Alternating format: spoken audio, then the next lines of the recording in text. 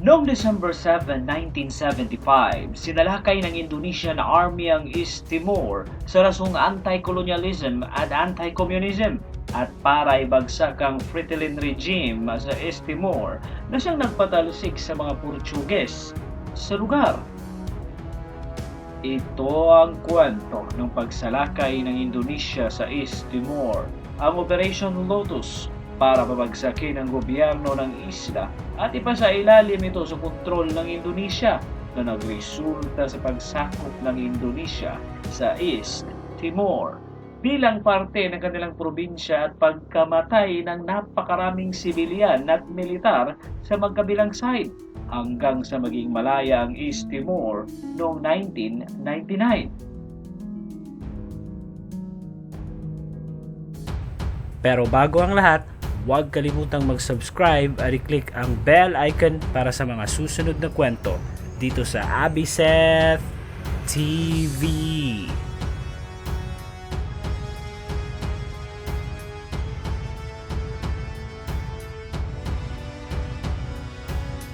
Bago pa man dumating ang mga European colonial powers sa Southeast Asia, ang isla ng Timor ay dati ng parte ng malawak na trading network sa rehiyon na umaabot mula China hanggang India at sa iba't ibang bahagi ng maritime Southeast Asia. Ang pangunahing produkto ng isla ay napakabangong sandalwood kung saan kahit ilang dekada pa ang lumipas ay mapapanatili nito ang bango ng kahoy na siyang tinuturing na isa sa pinaka-expensive na kahoy sa mundo. Ang pinakaunang European na nakarating sa lugar ay ang mga Portuguese noong early 16th century na sinundan ng mga Dutch noong late 16th century. Sa mga panahong iyon, ang dalawang makapangyarihang bansang ito ay parehong nakarating sa lugar dahil sa kanilang paghahanap sa Spice Island ng Maluku. Kaya noong 1515, unang dumaong ang mga Portuguese malapit sa Pante Makassar at sinimulan kaagad ng mga Portuguese merchants ang pag-export ng sandalwood mula sa isla hanggang sa muntik nang ma-extinct ang kahoy dahil sa sobrang pag-harvest nito ng mga Portuguese. Noong 1556, isang grupo ng mga Dominican friars ang nag-establish ng bayan sa Lifao sa bahaging east ng isla, kung saan noong 1613 dumating ang mga Dutch sa lugar at sinakop ang western part ng isla. At sa sumunod na mga siglo ay tuluyan ng bumagsak sa kontrol ng mga Dutch ang buong Indonesian archipelago, except sa eastern half ng isla ng Timor na napanatili sa kontrol ng mga Portuges. Pero nang sumiklab ang pangalawang digmaan sa mundo ay sinakop ng mga Hapon ng Dutch East Indies dahil sa langis at krudo nito. Kasama na rito ang isla ng Timor kung saan ginawang Japanese garrison ang isla na naging dahilan ng mga tao sa lugar sa pagbuo ng isang resistance movement laban sa mga Hapon na nagresulta sa pagkamatay ng mahigit 60,000 katao, ang 13% ng populasyon sa isla sa panahong yun. Kahit ganun pa man ay patuloy ang pagkikipaglaban ng mga tao sa isla laban sa mga Hapon at matapos ang pagsuko ng Japan sa Amerika na siyang dahilan sa pagtatapos ng digmaan sa Pacific, ay naging independent ang Dutch East Indies bilang isang malayang bansa sa Southeast Asia, ang Republic of Indonesia. Samantala, bumalik naman ang mga Portuguese sa East Timor para mag-re-establish ang kanilang kontrol sa bahaging east ng isla. Samantala, sa Portugal, nakasaad sa kanilang konstitusyon na ang East Timor ay isa sa kanilang mga overseas provinces tulad ng Angola, Cape Verde, Portuguese Guinea, Mozambique sa Africa, pati na ang Macau sa China at iba pang mga teritoryo sa India. Pero noong 1974, ang left-wing na kilala sa tawag na Movimiento das Forças Armadas or Armed Forces Movement ay nagkudita laban sa right-wing Estado Novo authoritarian government sa Lisbon at inanunsyo na sa kanilang bagong gobyerno daw ay titiwalag na sa lahat ng kanilang colonial possessions sa buong mundo dahil sa walang tigil na pakikipaglaban ng mga colonial provinces na ito sa Portugal para maging malayang bansa ang bawat isa sa kanila, partikular sa Africa. Samantala sa East Timor ay wala namang digmaang nagaganap sa mga panahong yon laban sa gobyerno ng Portugal. Dumami lang ang mga indigenous political parties sa isla. Ang pinakauna sa mga partidong ito ay ang Timorese Democratic Union or UDI, na kung saan binubuo ito ng mga senior administrative leaders at mga plantation owners, kasama na dito ang mga tribal leaders. Sa madaling salita, ito ay isang conservative party na loyal sa Portugal at wala sa kanilang plano ang mag-integrate o maging parte ng Indonesia. Habang ang isa pang kilalang partido sa East Timor ay ang Revolutionary Front of Independent East Timor or FRETILIN, na binubuo ng mga administrators, mga guro at ang bago nilang mga recruits na miyembro ng urban elites, kaya mas naging popular ang FRETILIN sa lugar kaysa sa ibang mga partido dahil na rin sa kanilang iba't ibang social programs na iniendorso sa mga tao. Pero nagkaisang FRETILIN at UDI ang Conservative Party noong January 1975 dahil sa layuning maging independent sila mula sa Portugal. Makalipas lang ang ilang buwan noong April 1975 na split kaagad ang leadership ng magkaisang partido dahil sa internal conflict kung saan si Lopez da Cruz, ang leading faction na gustong tumiwalag sa FRETILIN, ay naniniwala na gagawing komunista ng FRETILIN ang East Timor hanggang noong August 11 nang tuluyan ng humiwalay ang UDI leaders sa koalisyon nila sa FRETILIN na nagresulta sa isang civil war sa lugar. Para ipakita ang puwersa ng UDI or Conservative Party, tinake over nila ang mga vital infrastructure sa lugar tulad ng radio stations, international communication systems, kasama ng airport at ang mga police stations. Pumalag naman kaagad ang mga supporters ng FRETILIN hanggang sa nagresulta na ito sa isang malaking kaguluhan sa East Timor at walang tigil na patayan sa kanilang mga supporters ng magkabilang side. Bumaliktad naman ang Portuguese-trained East Timorese military sa side ng FRETILIN at sa katapusan ng August, bumagsak ang UDI sa isla at umatras hanggang sa border ng Indonesia at mahigit sa 900 sa mga UDI ang tumawid sa border ng West Timor na sinundan ng ilang libong mga tao na ayaw sa pamumuno ng FRETILIN. Samantala, ang mga Indonesian nationalist at military hardliners, partikular sa mga leaders ng Intelligence Agency at Special Operations Unit, ay naniniwalang yun na ang panahong kailangan na nilang i-annex ang East Timor sa ilalim ng kontrol ng Indonesia. Kaya sinimulan kaagad ng mga military generals ni President Suharto ng Indonesia ang planong pagsakop nila sa East Timor at para maging isa na ito sa kanilang mga probinsya. Dahil na rin sa paniniwala ng West at Indonesia na baka magtatag ng isang komunistang gobyerno sa East Timor ang FRETILIN sa border pa mismo ng Indonesia, na baka maging base ng mga komunista laban sa Indonesia at West dahil napakalaking threat nito sa mga Western submarines na malayang nagpapatrolya sa Timor Sea.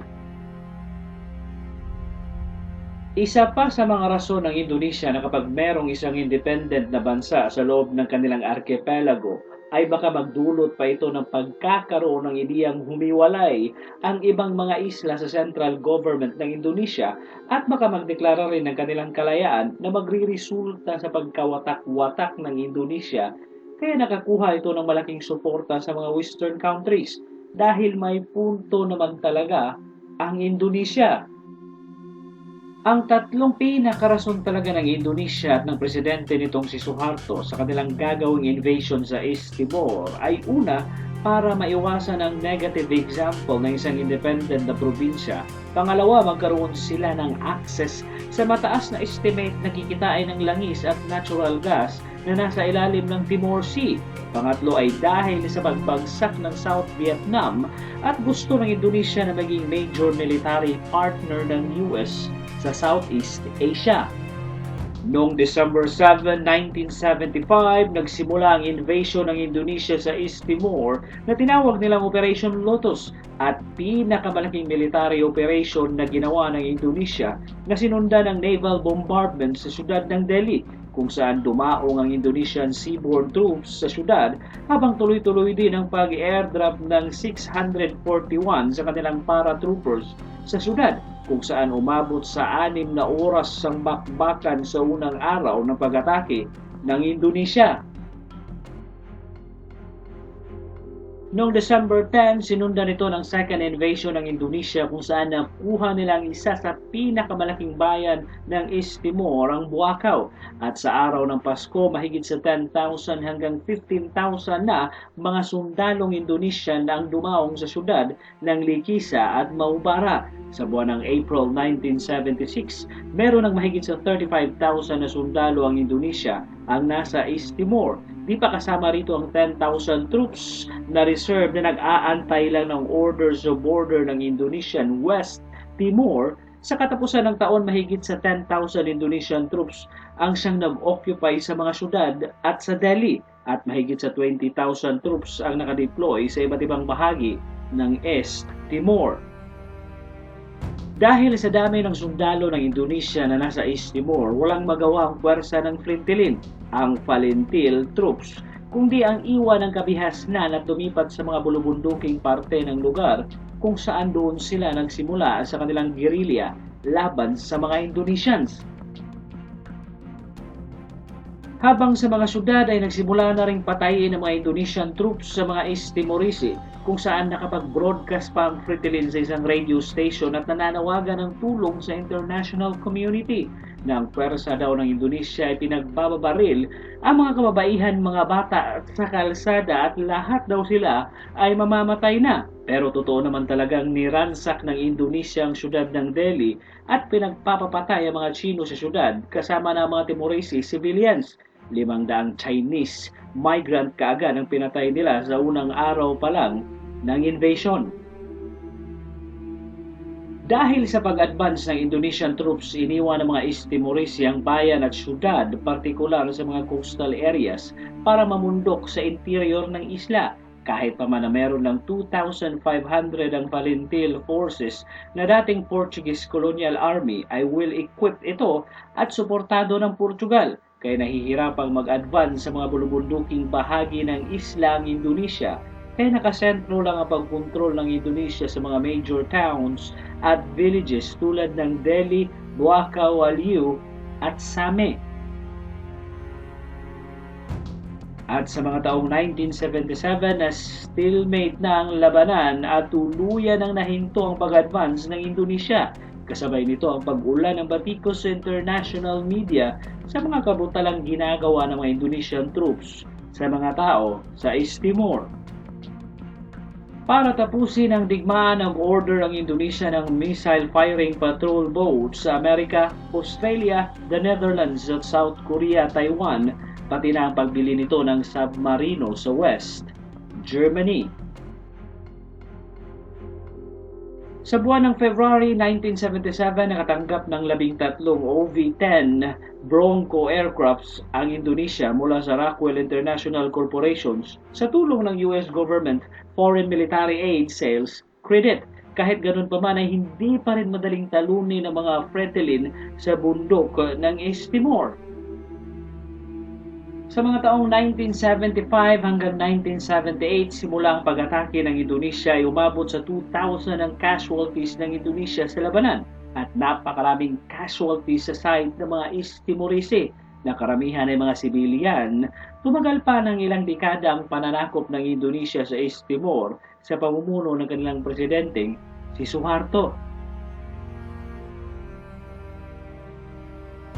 Dahil sa laki ng gastos ng Indonesia sa kanilang invasion at para matapos ng digmaan ay binigyan ng equal status ng East Timor na tulad ng sa ibang probinsya sa gobyerno ng Indonesia at nagtatag ng provisional government sa East Timor ang Indonesia sa ilalim ng kontrol ng kanilang militar kung saan naging ika-27 na probinsya ng Republic of Indonesia ang East Timor na hindi naman na-recognize ng United Nations. Pero dahil sa walang tigil na pagre-rebelde ng mga East Timorese at ang pagpasok ng 1997 Asian Financial Crisis na nagresulta sa pagbagsak ng ekonomiya ng Indonesia at walang tigil na kaguluhan sa bansa ay nag-resign si Suharto bilang presidente ng Indonesia noong 1998 kung saan nagtapos ang kanyang 30 taong pamumuno sa bansa. Kaya nagdesisyon ng gobyerno ng Indonesia na tapusin ang kanilang occupation sa East Timor at sa sumunod na taon noong 1999 sa tulong ng United Nations, isinigawa ang transition period sa lugar at tuluyan na naging independent ang East Timor noong 2002. Sa loob ng mahigit 2 dekadang pananakop ng Indonesia sa East Timor ay gumasto sila ng $1 million kada araw sa kanilang militar para mapanitili ang kanilang kontrol sa lugar na tuluyang nagpabankrupt sa gobyerno ng Indonesia. Matapos ang invasion, maraming bansa sa mundo ang nagbigay ng suporta sa East Timor kasama ng Pilipinas na nag-contribute ng medical at logistic personnel sa INTERFET o ang International Force East Timor. At noong 2000 pinangalanan ng UN ang isang Pilipinong Lieutenant General na si Jaime de los Santos na siyang magkakaman sa full-fledged UN INTERFET sa East Timor.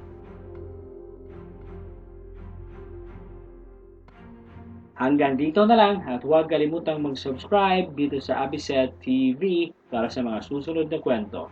Maraming salamat sa panunood.